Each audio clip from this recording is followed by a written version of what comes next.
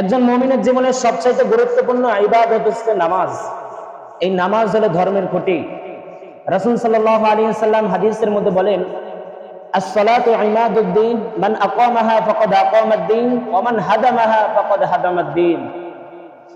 যে রাসূল সাল্লাল্লাহু আলাইহি ওয়াসাল্লাম বলেন যে নামাজ হলো ধর্মের খুঁটি।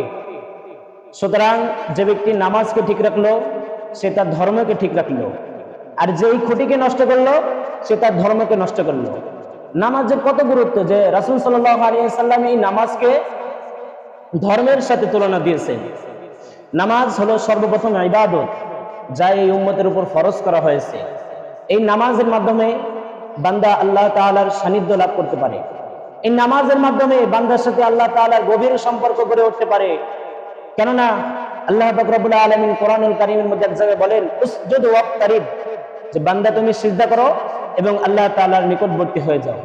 আমরা যে নামাজের মধ্যে আল্লাহ তাআলাকে সিজদা করি, এই সিজদা দ্বারা সরাসরি আল্লাহ পাক রব্বুল আলামিনের কুদরতি পায়ে গিয়ে পড়ে। সুবহানাল্লাহ।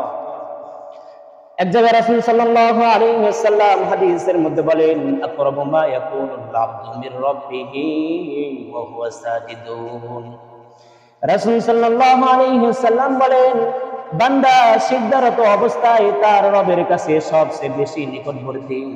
এখানে সিজদা দ্বারা উদ্দেশ্য হলো নামাজ, অর্থাৎ যার নামাজ যত বেশি হবে সে তত বেশি আল্লাহ তাআলার নৈকট্য অর্জন করতে পারবে। আল্লাহ তাআলা দুনিয়াতে এত ওহী হুকুম আহকাম, আল্লাহ তাআলা দুনিয়াতে এত হুকুম মাহকাম পাঠিয়েছেন। কিছু কিছু হুকুম মাহকাম আল্লাহ তাআলা হযরত জিবরাইল আলাইহিস সালাতু ওয়াস সালামের মাধ্যমে পাঠিয়েছেন, আবার ওহীর মাধ্যমে পাঠিয়েছেন। কিন্তু এই নামাজের এত গুরুত্ব আল্লাহ তাআলা দিয়েছেন যে আল্লাহ পাক রব্বুল আলামিন বিশ্বনবী সাল্লাল্লাহু আলাইহি ওয়াসাল্লামকে আরশে আজিমে ডেকে বিশেষ করে নবীকে তার উম্মতকে এই নামাজ দান করেছেন। সুবহানাল্লাহ।